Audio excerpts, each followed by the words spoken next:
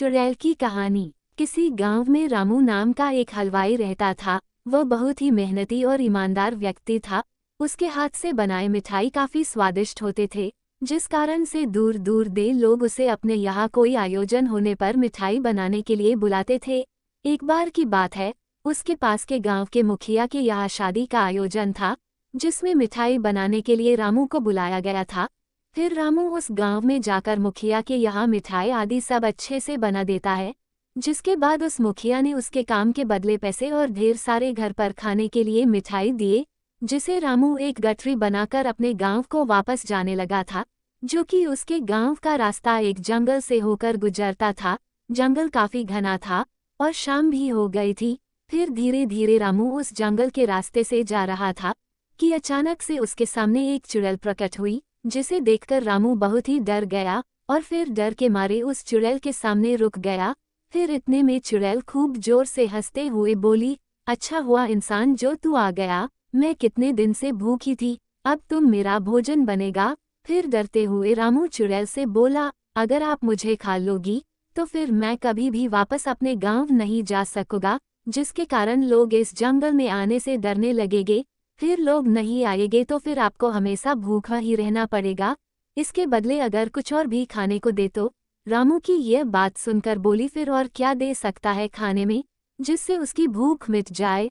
तो फिर रामू ने कहा, उसकी गठरी में ढेर सारे स्वादिष्ट मिठाई है, अगर उसे खाएगी तो निश्चित ही उसकी भूख मिट जाएगी। दादी की सीख। तो रामू की यह बात सुनकर चुड़ैल बोली, ठीक है, जल्दी से वह मिठाई उसे दे। इसके बाद रामू ने अपने गठरी खोलकर वह सारे मिठाई उस भूखी चुड़ैल को दे दिया।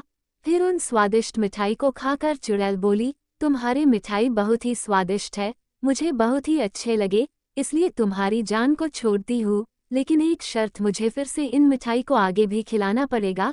तो रामू बोला, वह बहुत ही गरीब है, इसको बनाने के लिए ढेर सारे पैसे चाहिए। फिर वह इतने सारे पैसे कहाँ से लेकर आएगा जिससे वह मिठाई बना सके। रामू की यह बात सुनकर चुड़ैल बोली, रुको, मैं तुम्हें सोने के सिक्के देती हूँ, तुम इन्हें बेचकर इन पैसों से मिठाई के सामान खरीदकर मिठाई बना लेना। धन से बढ़कर में ही सफलता की कुंजी है।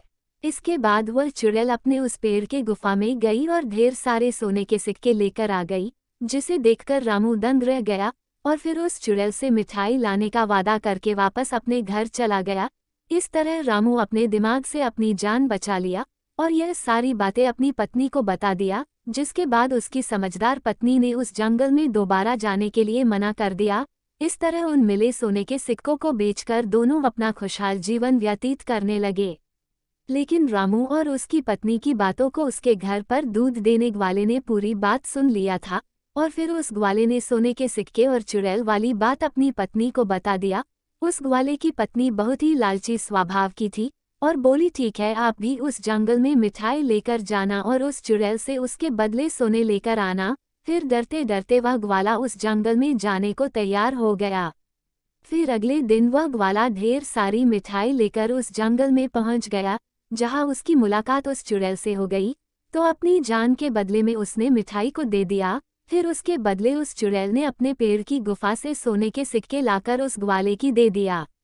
फिर सोने के सिक्के को पाकर ग्वाला काफी खुश हुआ था, जिसे देखकर ग्वाले की लालची पत्नी बोली, फिर से आप वहां जंगल में जाना, फिर जिस पेड़ की गुफा से सोने की सिक्के दिया है उस पेड़ को ही काटकर सारे सोने के सिक्के एक ही बार में ले आना।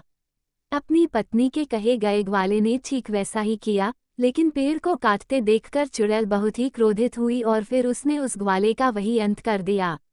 इस प्रकार उस ग्वाले को अपनी लालची पत्नी के चलते जान गंवानी पड़ी।